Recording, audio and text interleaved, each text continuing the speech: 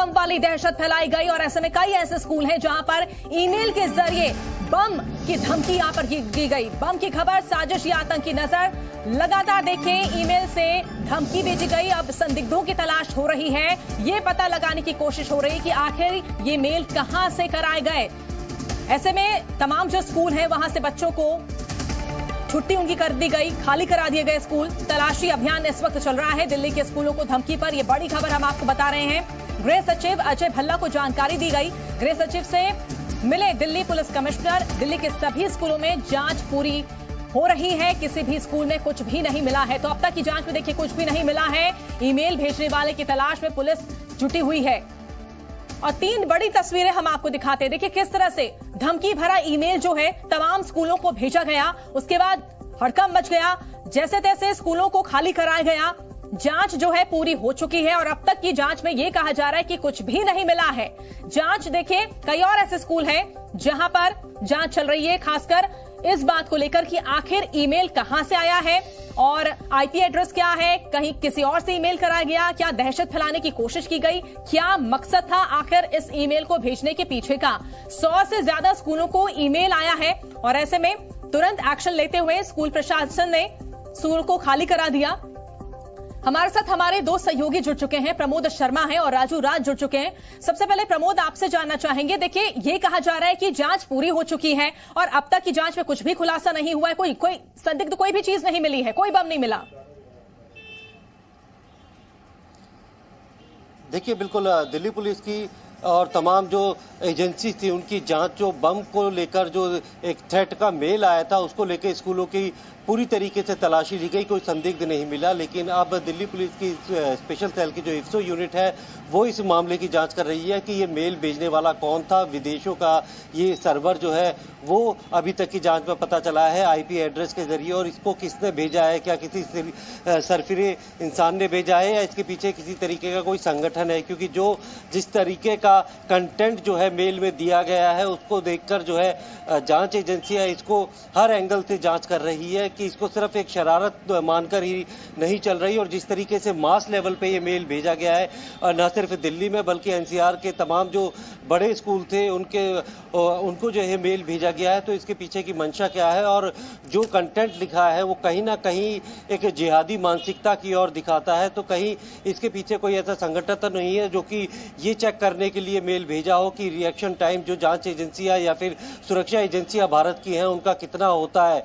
और इस तरीके के, क्योंकि पिछले दिनों भी हमने देखे हैं कि मेल सामने आए हैं उसमें कई बार जो है अभी तक कोई पकड़ा भी नहीं गया है। तो ये एक अलर्ट की सिचुएशन जो है वो जांच एजेंसियों के लिए है, इसीलिए तमाम जांच एजेंसियां कोऑर्डिनेशन करके इंटरपोल की भी मदद जो है वो दिल्ली पुलिस CBI के द्वारा लेगी ताकि उस सर्वर तक पहुंचा जाए, उस IP एड्रेस तक पहुंचा जाए और इस मेल भेजने वाले का पता लगाया जा सके। बिल्कुल यही एक बड़ा सवाल है प्रमोद कि आखिर किसने ये ईमेल भेजा है, उस तक पहुंचने की कोशिश लगातार चल रही है। हमारे साथ हमारे सहयोगी प्रणय भी न्यूज रूम से जुड़ चुके हैं, हमारे साथ साइबर एक्सपर्ट हैं अमित दुबे, वो भी जुड़ चुके हैं। अमित, मैं आपका रुख करना चाहूंगी। अमित दुबे जी साइबर एक्सपर्ट हैं। अमित जी, किस तरह से आगे की जांच होती है, कैसे पता लगा जाता है कि आखिर कहां से ईमेल आया है, कितना वक्त लगता है?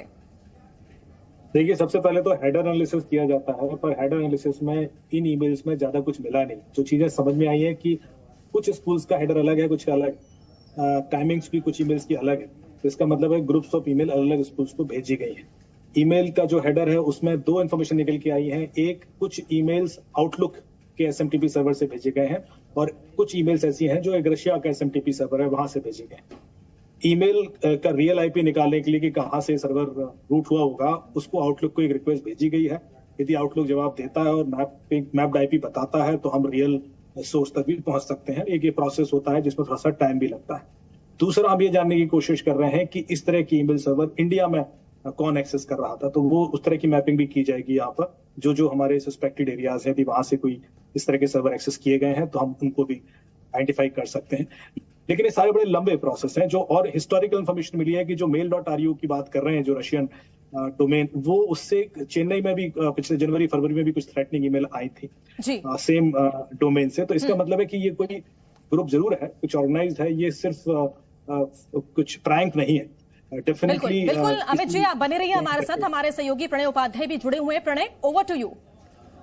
बिल्कुल, आप देखिए सुप्रीत, इस पूरे मामले के अंदर जिस तरीके से जो तमाम डिटेल्स सामने आ रहे हैं, वो डिटेल्स ये बात भी जरूर साबित कर रहे हैं, जो अमित जी भी कह रहे हैं इस पूरे चर्चा के अंदर, कि ये एक सोचा समझा पैटर्न है। क्योंकि दिसंबर के अंदर बेंगलुरु के 68 स्कूलों के अंदर इसी तरीके का ईमेल मिला था।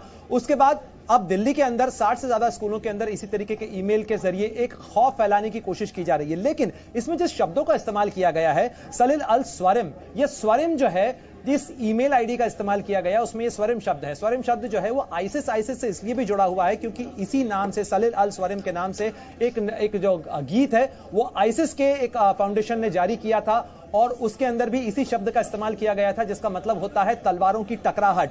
इसी तरीके की भाषा का इस्तेमाल, इसी तरीके की जिहादी भाषा का इस्तेमाल जो है वो इस खतरे वाले ईमेल के अंदर भी किया गया है, जो धमकी वाला ईमेल है। लेकिन अमित दुबे जी, अगर इस भाषा को देखा जाए तो क्या ये भाषा भी एक पैटर्न बताती है? और इस तरीके का, जैसे आप भी कह रहे हैं, चेन्नई के अंदर भी मामला हुआ था, बेंगलुरु के अंदर भी इस तरीके का मामला हुआ था, दिल्ली के अंदर भी ऐसा ही मामला अब सामने आया है। एक सोचा समझा पैटर्न है, तो क्या ये पैनिक फैलाने के लिए पैटर्न किया जा रहा है, या इस तरीके के चीजों को हम किसी तरीके से हल्के में नहीं ले सकते हैं, इसलिए ये एक अलार्म भी है?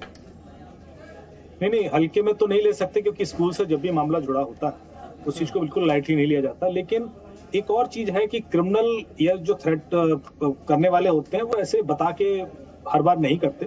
तो यदि वो बता रहा है तो इसका मतलब वो डराना चाहता है। हाँ, उसकी शायद अभी कुछ ऐसा कांड करने की शायद कैपेबिलिटी ना हो, उस वजह से वो एक डर का माहौल क्रिएट करके उसका इम्पैक्ट ही डालना चाह रहा है, जो इलेक्शन पे भी पड़े और जो भी डेमोक्रेटिक सिस्टम हमारा उसमें लोग करें। मेरे ख्याल से ये चीज जरूर उसका लक्ष्य हो सकता है, क्योंकि 100 लोगों को ईमेल करना, 1-2 लोगों को नहीं, उसने बहुत लोगों को इसलिए किया है ताकि एक लार्ज स्केल पर पैनिक बने और पूरा विजिबल हो जाए मामला कि हाँ पूरे दिल्ली के अंदर या नोएडा के अंदर भी कुछ स्कूलों की ईमेल आई है। तो मेरे ख्याल से डर फैलाना उसका पहला मकसद है और वही वो करने में कामयाब भी हुआ है, डर फैला है। लेकिन अब हम इसको काउंटर कैसे करें ताकि इस तरह का कल और भी कोई ईमेल आ जाए और फिर से वही सिचुएशन आ जाए, क्योंकि जो डैमेज करना चाहता है वो हो गया।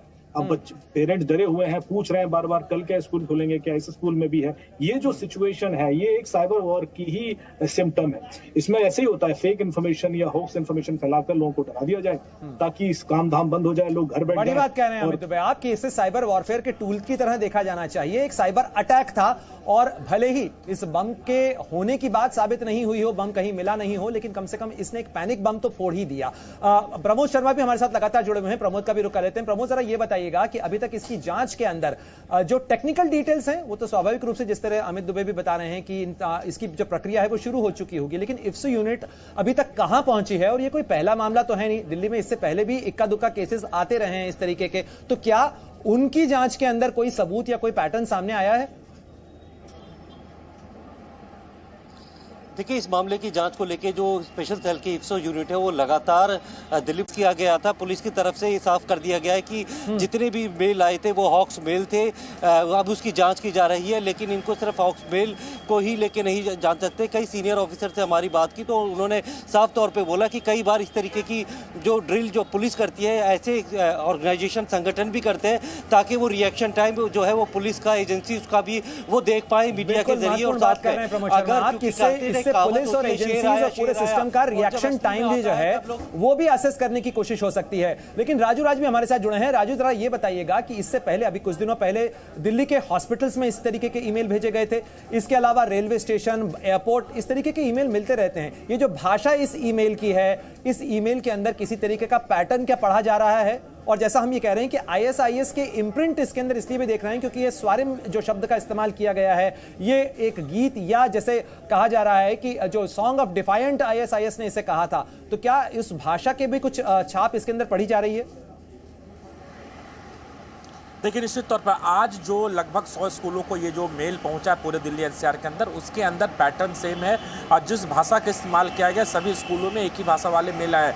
लेकिन कल की घटना बता दूं, कल के गांधीनगर इलाके में एक चाचा नेहरू जो हॉस्पिटल था उसमें जो मेल आया था उसका कंटेंट बिल्कुल अलग था। इससे पहले भी दिल्ली के कई स्कूलों में, चाहे इंडियन पब्लिक स्कूल हो, साउथ दिल्ली के स्कूल हो या फिर डीपीएस स्कूल हो, रेलवे स्टेशन, चलिए बिल्कुल तमाम महत्वपूर्ण जानकारी आप तक पहुंचा रहे हैं। राजू राज, प्रणय, अमित दुबे जी, प्रमोद, आप तमाम सहयोगी हमारे साथ बने रहिए। और जो बड़ी जानकारी हम इस वक्त अपने दर्शकों को दे रहे हैं, देखिए धमकी वाले मेल को लेकर दिल्ली पुलिस और जांच एजेंसी एक्शन मोड में है। शुरुआती जांच में धमकी को लेकर विदेशी सचिव का शक देखिए, ऐसे में हम आपको बता रहे, देखिए ये वो वही ईमेल है, ये हम आपको ईमेल आईडी बता रहे हैं जिससे ईमेल आया है और यही ईमेल से देखिए एक ही तरह के ईमेल तमाम स्कूलों में भेजे गए, एक ही तरह का पैटर्न, एक ही तरह के लैंग्वेज का यूज किया गया है। धमकी भरा ये ईमेल आया है, विदेश से खेल इसे माना जा रहा है।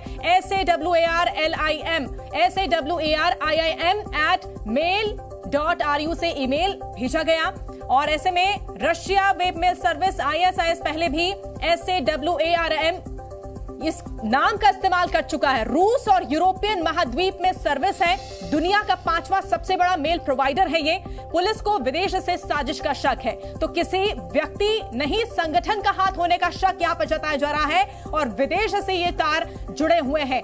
बड़ी जानकारी हम आपको दे रहे हैं किस तरह से तमाम जो स्कूलों को एक साथ मेल आया, धमकी भरा मेल यहां पर दिया गया और ऐसे में स्कूलों से बच्चों को घर भेजा गया, स्कूलों को खाली करा दिया गया, पैनिक का माहौल बन गया और अब पुलिस जांच कर रही है।